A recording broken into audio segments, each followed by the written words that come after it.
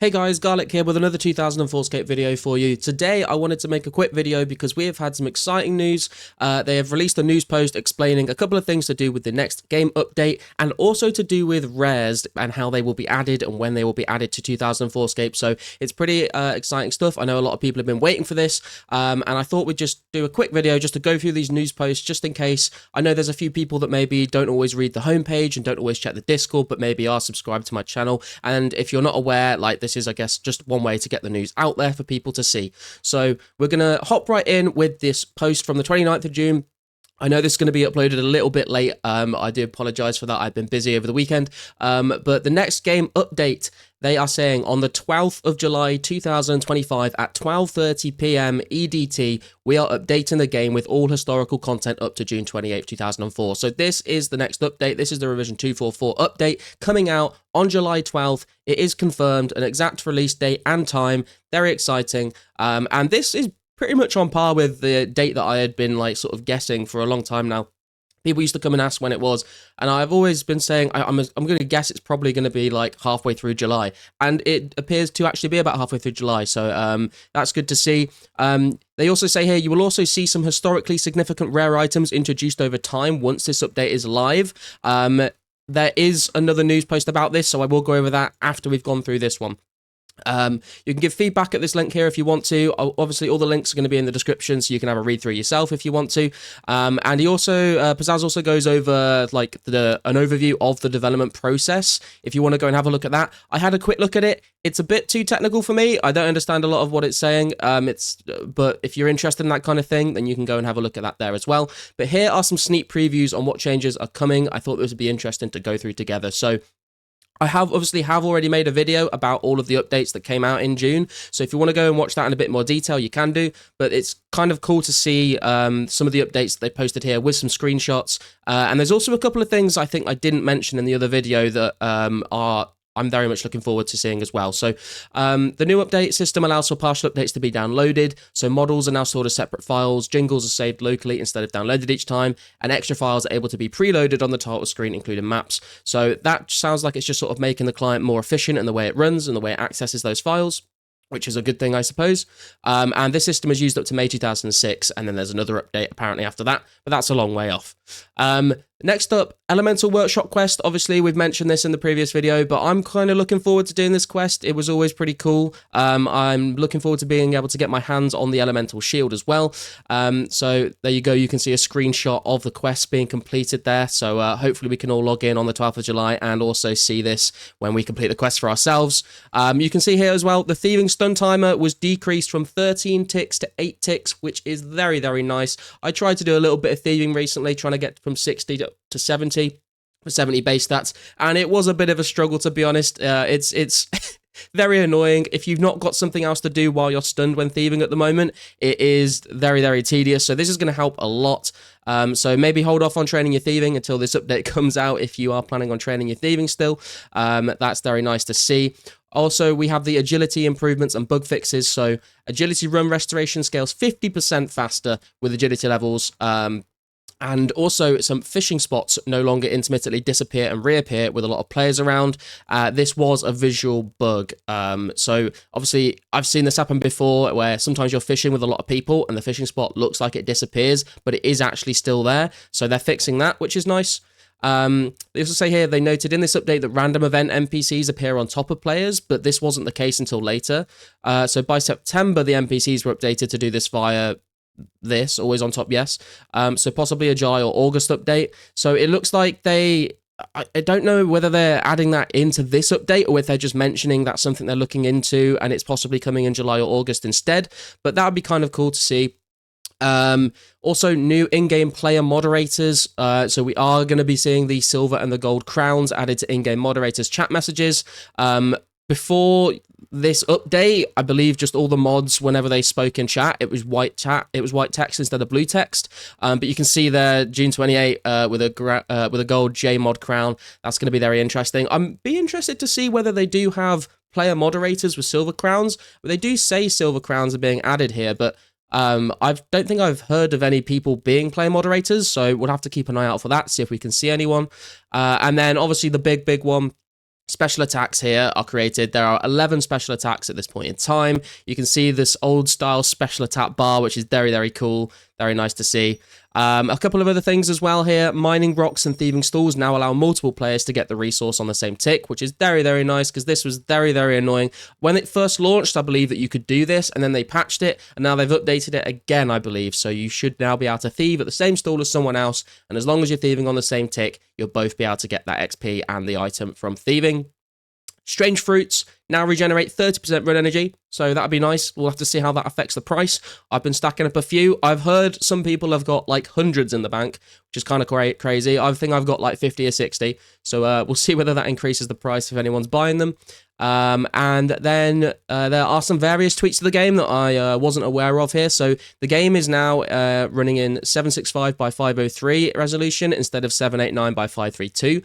This results in less padding around the edges of the screen and is what most people think of when they hear fix mode. The chat box is also brighter, which is kind of nice actually. Like you'll have less padding around the outside.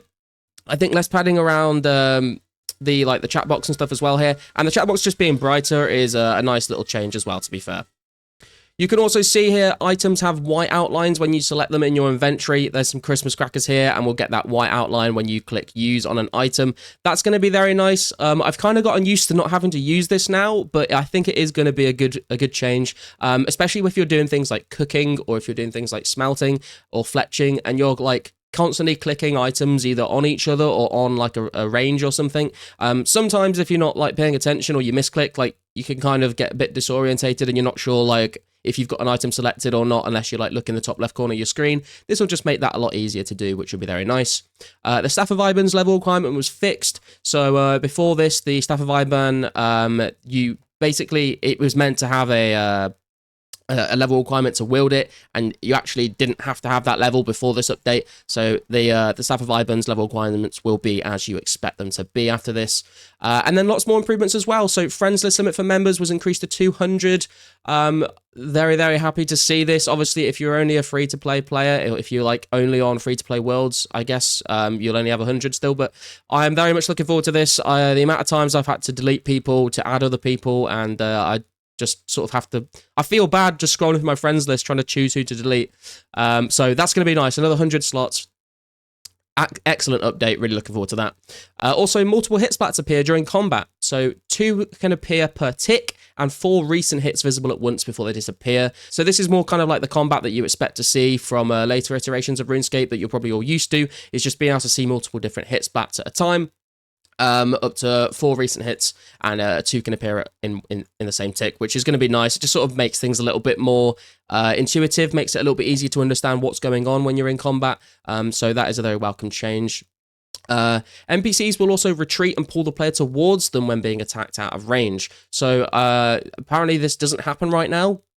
Obviously that is how it has been in RuneScape for a long time. If you like attack an NPC and they start to retreat, you will get pulled towards them. That is definitely a needed change. And then dragging items in banks, probably one of my favorite updates of this entire news post. Dragging items in banks will scroll down or up automatically.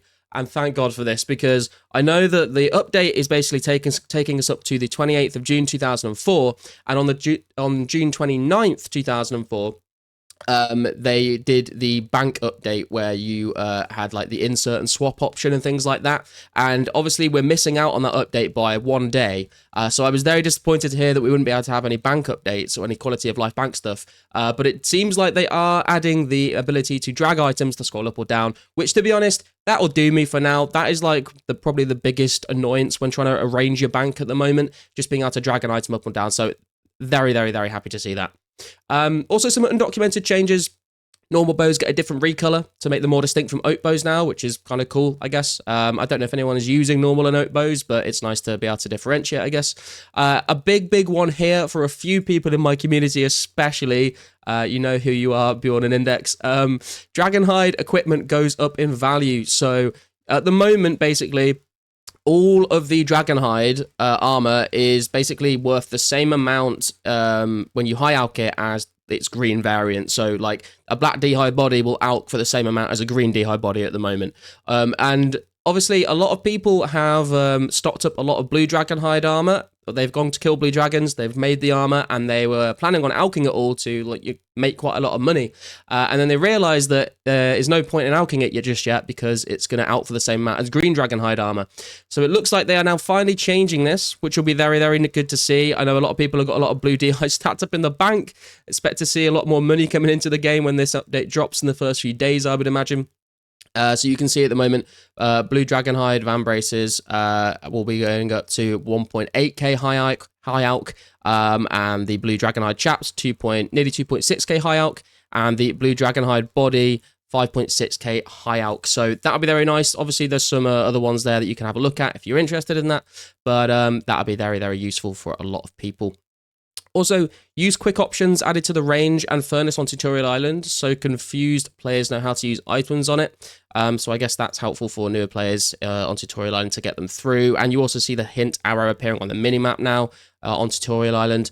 I assume most people that are playing this have probably like done Tutorial Island 100 times, so they like probably don't need this, but it's always nice to see little quality of life updates that make the game more accessible for newer players, so that is good. Tutorial Island NPCs will always show on top of the players. I guess that's good as well. If you're looking for someone to speak to and you don't realize you stood on top of them, that's a good little change. The teleport quick option added to wizards that teleport you to the rune essence mine. That is actually a very, very nice update, because at the moment you currently have to go through quite a lot of dialogue options. So having that is going to be very, very nice. I know that already mining rune essence through the Wizards Guild is pretty good at rune essence an hour. I'd be interested to see by how much more essence can you get an hour after this update is added. But anything that makes that easier and less clicking through dialogue boxes, I am very happy to see. So that is very good. Trade quick option added to Siegfried Urkel. Again, this is very good as well because there's a lot of shops in the Legends Guild, I think, where like they don't have trade options, so you have to talk to them to actually open up their shop. So that's a welcome update for sure. Right click options draw top left down, so you'll always see options and names first. So that's just sort of making the UI a little bit easier to navigate there when you are right clicking things. So I guess anything that helps with accessibility in that kind of area is always a welcome update as well. I don't think this is going to stop people from standing on loot piles, unless I'm mistaken, because it says you see options and names first. So I'm assuming you could still have a lot of people stood on your loot pile and not be able to actually pick stuff up. I'm not sure about that though. If this does fix that, then that would be very nice. But I'd have to sort of see this in game to figure out how it works. I'm not quite sure how this the screenshot doesn't make it particularly clear what this change means. So if I've misunderstood that, then please let me know in the comments. But it sounds like, you know, a good update that's helping with sort of visual clarity, which is nice. And they say, keep having fun in May 18th, 2004, and I'll see you all soon. Seriously, it's the last time hundreds of people will play pre-specs. So it is true. It's the last time up until the 12th of July that we will ever be able to play this game without any special attacks being in the game, unless you're locked to free-to-play, I guess, but that's not quite the same.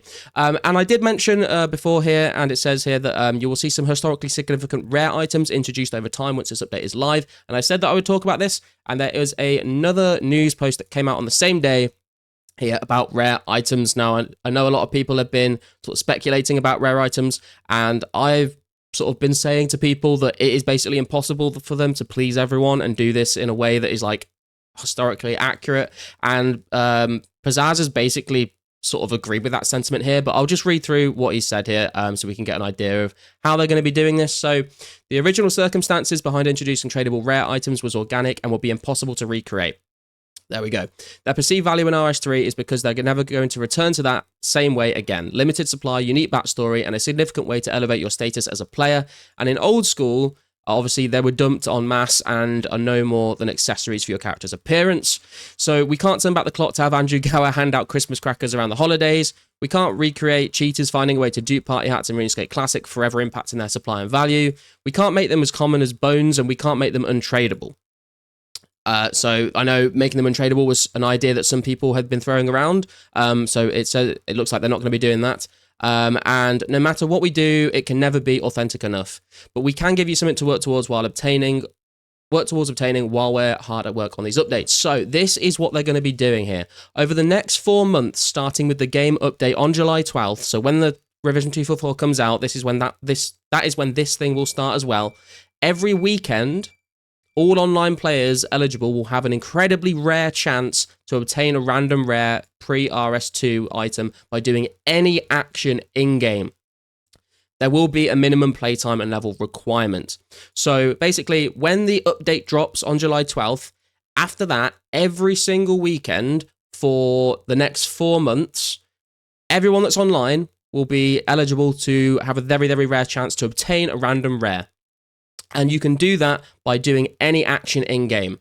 So what I'm thinking here is you're going to give yourself a better chance of getting a rare if you are training something or doing an action that is faster to do than another action. So for example, I would say probably if you're like fishing sharks, you're going to have a much lesser chance of getting a rare than if you were, for example, one tick stringing bows, right? Because you're going to be able to do way more actions per hour. So I would imagine the best thing to do is going to be on weekends for the next 4 months after July 12th is probably going to be find something that's a very, very quick action to do, like one ticking stringing bows, or maybe just like even burying bones, because you can just sort of consistently keep doing that.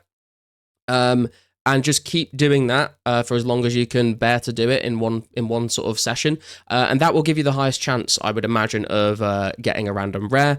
And obviously there is going to be a minimum playtime and level requirement, so there might be some people that have just started out that might not be eligible to get those awards, which I think is probably a good thing in a way. It depends what the playtime and level requirement is. Obviously there needs to be a cut-off point, so people can't just make fresh accounts and just spam things to get spooned rares, but it needs to be sort of, I think, fair to people that are more casual players that still want to have a chance to get those items. And they also say here, if you are the first person to receive that rare, you'll be recognized and get recorded in our server's history, which is pretty cool. And there will be a bounty prize pool for the first winners. So I'm not sure what that prize pool is going to be, but interesting nonetheless. So yeah, that's pretty interesting. I guess I'll just mention this at the bottom. It's not really to do with Lost City, but they do say if you can't play, maybe you can search. Those of you might have heard of the RS Archive project. They are trying to basically like find all old caches of the game on, like, if you've got an old computer that's been in your attic since like 2002 or something, like they are looking for that data. So they're just sort of mentioning that they're looking for it and that they will offer it to $500 for unique cache submissions. So check your family's old PCs. So if you've got any of that, maybe then maybe you can help them out. They say, the amazing humans running that effort are unaffiliated with Lost City, but we simply share the same hobby to preserve this game. So it's a cool little tidbit of information there as well. But yeah, guys, I think that's basically going to be the video. It's probably gone on a bit longer than I imagined it would, actually. But I just wanted to get this news out there for you guys. I know some people, like I said, don't always check the Discord, aren't always checking the news posts on the homepage. They just log into the game and just play. So if you are one of those people and you weren't aware of this already, there is the information. Look forward to July 12th at 12:30 p.m. EDT time zone. And the game will be updated to the June 28, 2004 version of the game with special attacks, with Elemental Workshop, with all sorts of updates that we've just gone through. I'm very much looking forward to it. I hope to see you all online on that day, and I'm sure I'll be doing a stream and a couple of videos once it comes out. But other than that, guys, thank you very much for watching. Please don't forget to like, leave a comment, subscribe if you haven't already, and I'll catch you in the next one.